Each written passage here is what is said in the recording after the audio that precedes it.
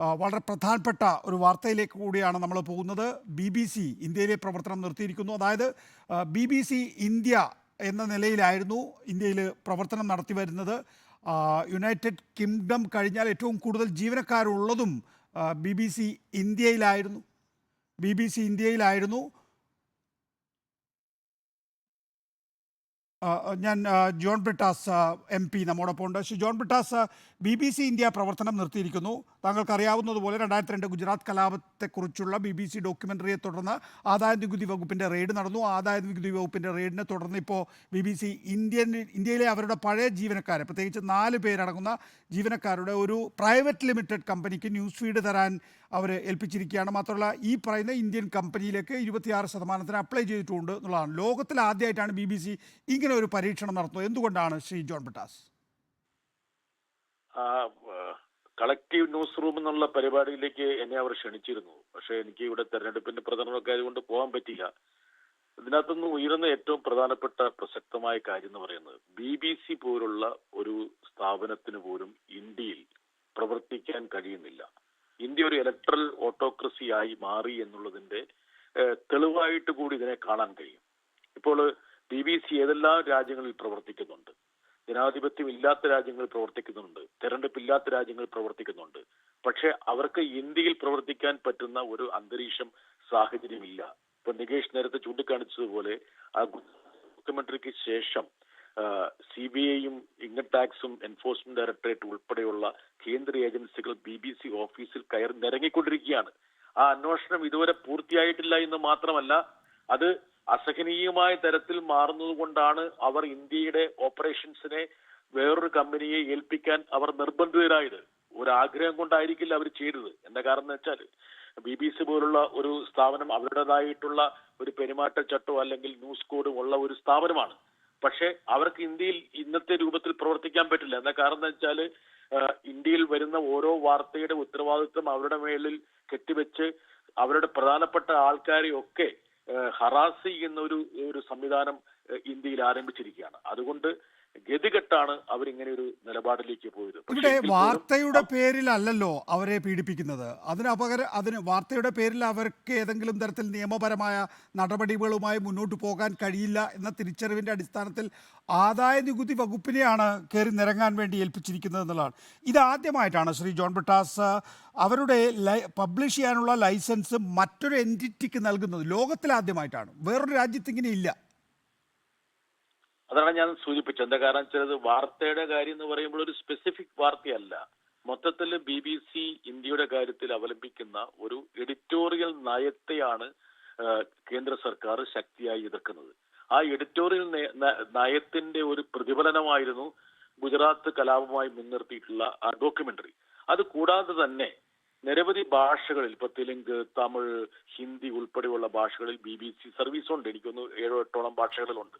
അപ്പൊ ഈ ഭാഷകളിലൊക്കെ അവർ വാർത്തകൾ നൽകുമ്പോൾ സ്വാഭാവികമായിട്ടും അത് കേന്ദ്ര സർക്കാരിന് ഹിതകരമല്ല എന്നുള്ള ഒരു നിലപാടിലേക്കാണ് BJP പോയിട്ടുള്ളത്.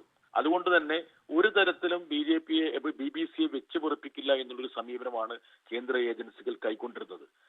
ഇതിന്റെ ഒരു ആഫ്റ്റർ എഫക്റ്റ് ആയിട്ടാണ്, അല്ലെങ്കിൽ ബാക്കിപത്രമായിട്ടാണ് 200ഓളം എംപ്ലോയീസ് ഉള്ള BBCയുടെ വാർത്താ വിഭാഗത്തെ, ഇന്ത്യയിലെ വാർത്താ വിഭാഗത്തെ ഒരു ഇന്ത്യൻ കമ്പനിയാക്കി കൺവേർട്ട് ചെയ്ത് ഇവിടെയുള്ള ആൾക്കാർക്ക് തന്നെ അതിന്റെ ചുമതല കൊടുത്ത് ഒരു 26% FDI അനുവദിക്കുന്ന ആ ശതമാനത്തിന്റെ നിക്ഷേപം നടത്താൻ BBC മുന്നോട്ട് വന്നിരിക്കുന്നത്. ഇത് സ്വാഭാവികമായിട്ടും ഇന്ത്യയിലെ മാധ്യമ സ്വാതന്ത്ര്യ സൂചികയിൽ കുറച്ചും കൂടി ഇടിവ് വരുത്തുമെന്നുള്ള കാര്യത്തിൽ തർക്കമില്ല. എന്താ കാരണം വെച്ചാൽ, BBCക്ക് പോലും സ്വതന്ത്രമായിട്ട് പ്രവർത്തിക്കാൻ കഴിയുന്ന ഒരു അന്തരീക്ഷം ഇന്ത്യയിൽ ഇല്ല എന്ന് അടിവരയിടുന്ന ഒരു സംഭവവാസമായിട്ടാണ് ഞാൻ. ഇടിഞ്ഞാലും താഴേക്ക് പോകാൻ ഇനി ഇടമില്ല. ശ്രീ ജോൺ ബ്രിട്ടാസ്, നോക്കൂ, ഇവിടെ ഒരു സാങ്കേതിക വിഷയമുണ്ടോ? ഇന്ത്യയുടെ ഡിജിറ്റൽ മീഡിയ സെക്ടറിൽ FDI സാധ്യമാവുക 26%. നേരത്തെ BBC ഇന്ത്യ എന്ന കമ്പനി 99%വും UK ബേസ്ഡ് ബ്രോഡ്കാസ്റ്ററുടെ പേരിൽ തന്നെ ആയിരുന്നു എന്നുള്ളതാണ്. നിലവിൽ ഇപ്പോൾ ആദായ നികുതി വകുപ്പിൻ്റെ പരിശോധനയൊക്കെ വന്ന സമയത്ത് ഇന്ത്യയിലെ കമ്പനിക്ക് മാത്രമേ ഇന്ത്യയിലൊരു മാധ്യമ സ്ഥാപനം നടത്താൻ കഴിയൂ, പ്രത്യേകിച്ച് ഡിജിറ്റൽ മീഡിയയിൽ സാധ്യമാകൂ എന്ന് ഒരു തിരിച്ചറിവിൻ്റെയും ഒരു കമ്പനി ബോധത്തിൻ്റെ അടിസ്ഥാനത്തിൽ ഇന്ത്യയുടെ റൂൾ അനുസരിക്കുകയാണോ BBC? യഥാർത്ഥത്തിൽ ഇപ്പം ഇന്ത്യയിൽ മാത്രം സംപ്രേഷണം ചെയ്യേണ്ട വാർത്തയല്ലല്ലോ BBC നൽകുന്നത്. പിന്നെ ഇതിന്റെ നിയമപരമായ ഒരു കാര്യം എന്ന് വെച്ചാൽ ഇപ്പം എന്റർടൈൻമെന്റ് മേഖലയിൽ 100% പെർമിഷനാണ്. ഇപ്പൊ കേബിൾ മേഖലയിൽ അതിനേക്കാളും ഉണ്ട്. ഇനിയിപ്പോ ഡിജിറ്റൽ മേഖലയിൽ യഥാർത്ഥത്തിൽ ഈ പറയുന്ന സാങ്കേതിക വിപ്ലവത്തോട് കൂടിയിട്ട് രാജ്യങ്ങളിലെ അതിർത്തികളൊക്കെ അപ്രസക്തമായി. ഇപ്പോൾ ഇന്ത്യയിലെ വാർത്ത ഇപ്പോൾ ലണ്ടനിൽ ഇരുന്നു കൊണ്ട് ഇങ്ങോട്ട് വിക്ഷേപിക്കുന്നതിന് പ്രത്യേകിച്ച് എന്തെങ്കിലും തടസ്സമുണ്ടോ? ഇന്റർനെറ്റിൽ തടസ്സമുണ്ടോ? ഇല്ലല്ലോ. അത് നമ്മൾ കണ്ടുകൊണ്ടിരിക്കുകയല്ലേ. അപ്പോൾ ഇങ്ങനെയുള്ള നിയമങ്ങളുടെയൊക്കെ പ്രസക്തി യഥാർത്ഥത്തിൽ അസ്തമിച്ചുകൊണ്ടിരിക്കുകയാണ്. പക്ഷെ ഇവിടെ സംഭവിക്കുന്നത് വെച്ചാൽ BBC ഓഫീസുകളിൽ റെയ്ഡ് നടത്തുക.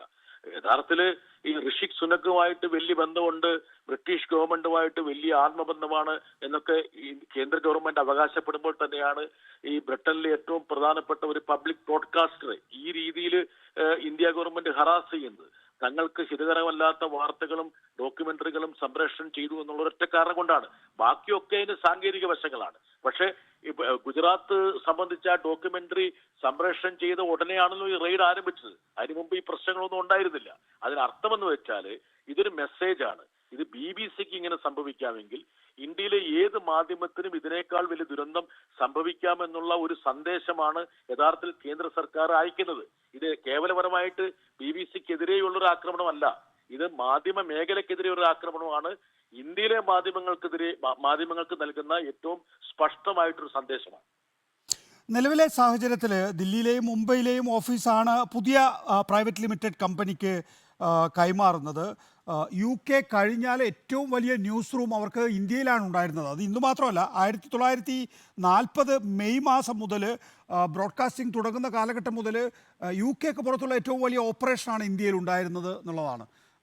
അത് എന്ത് ഇമ്പാക്റ്റാണ് ഇന്ത്യൻ മീഡിയയിൽ ഉണ്ടാക്കുക? താങ്കൾ നേരത്തെ ചൂണ്ടിക്കാണിച്ചത് ഞാൻ മനസ്സിലാക്കുന്നു, ഇത് ഒരു സന്ദേശമാണ് എന്ന്. പക്ഷേ അന്താരാഷ്ട്ര തലത്തിൽ ഇന്ത്യയുടെ ഓഫീസ് ഞങ്ങൾ അടച്ചുപൂട്ടിയെന്ന് BBC പറയുമ്പോൾ അത് നോക്കൂ, നമ്മൾ വിശ്വഗുരുവായിട്ടൊക്കെ അറിയപ്പെടണമെന്ന് ആഗ്രഹിക്കുന്നവരാണ്. നികേഷ്, അതായത് ഞാനിപ്പോൾ ഉദാഹരണം പറഞ്ഞാൽ എൻ്റെ മാധ്യമ പ്രവർത്തനം ഡൽഹിയിൽ ആരംഭിക്കുന്ന 80കളുടെ അവസാനത്തിൽ അന്നത്തെ ഡൽഹിയിലെ മാധ്യമ ലോകം ഉറ്റുനോക്കിയിരുന്നത് BBC വാർത്തകളെയാണ്. ഇപ്പൊ മാർക്ക് ടൂളിംഗ് എന്നൊക്കെ പറഞ്ഞ ഒരു മാധ്യമ പ്രവർത്തകൻ ഇന്ത്യയിലെ ഏത് മാധ്യമ പ്രവർത്തകനേക്കാളും ഇന്ത്യയിലെ ജനങ്ങളുടെ സ്പന്ദനങ്ങൾ ഉൾക്കൊള്ളുന്ന ഒരു വ്യക്തിയായിരുന്നു. ഒരു ചെറിയ ഉദാഹരണം പറയാം. 1992 ഡിസംബർ 6 ബാബറി മസ്ജിദ് തകർക്കപ്പെട്ടപ്പോൾ ആ വാർത്ത ലോകത്തെ ആദ്യം അറിയിച്ചത് BBC-യാണ്. BBC വാർത്തയ്ക്ക് വേണ്ടിയാണ് ഇന്ത്യയിലെ രാഷ്ട്രീയ നേതാക്കളും ഇന്ത്യയിലെ എസ്റ്റാബ്ലിഷ്മെന്റും ഇന്ത്യയുടെ ആഭ്യന്തര മന്ത്രി ആഭ്യന്തര സെക്രട്ടറി തന്റെ പുസ്തകത്തിൽ പറഞ്ഞിട്ടുണ്ട്, BBC വാർത്ത കേട്ടാണ് ഞാൻ ആ ദുരന്തം അറിഞ്ഞെന്നുള്ളത്.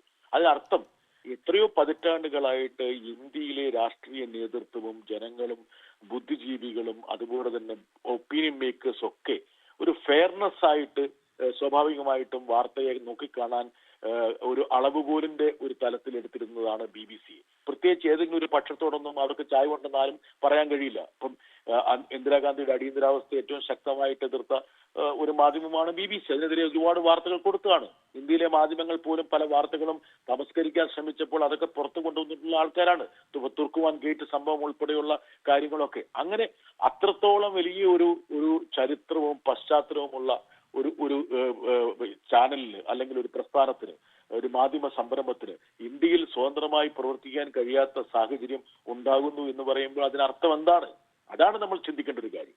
ഇപ്പോൾ ഇതിപ്പോൾ നരേന്ദ്രമോദി സർക്കാരിൻ്റെ കാലഘട്ടത്തിൽ മാത്രമല്ലല്ലോ, വിദേശ മാധ്യമങ്ങൾക്ക് ഇന്ത്യയിൽ നേരിട്ട് പ്രവർത്തിക്കുന്നതിന് വേണ്ടി നിയമപരമായ തടസ്സമുണ്ട്. ഇപ്പോൾ ഏറ്റവും വലിയ വാർത്താ ഏജൻസിയായ റോയിട്ടേഴ്സ് ANI എന്ന് പറഞ്ഞ ഒരുപക്ഷെ ഈ ഇവിടുത്തെ ഏത് കാലഘട്ടത്തിൽ ഏത് സർക്കാരാണോ വരുന്നത് ആ സർക്കാരിന് വേണ്ടി മാത്രം വിടുപണി ചെയ്യുന്ന ANI ആണല്ലോ അവർക്ക് ഫീഡ് നൽകുന്നത്.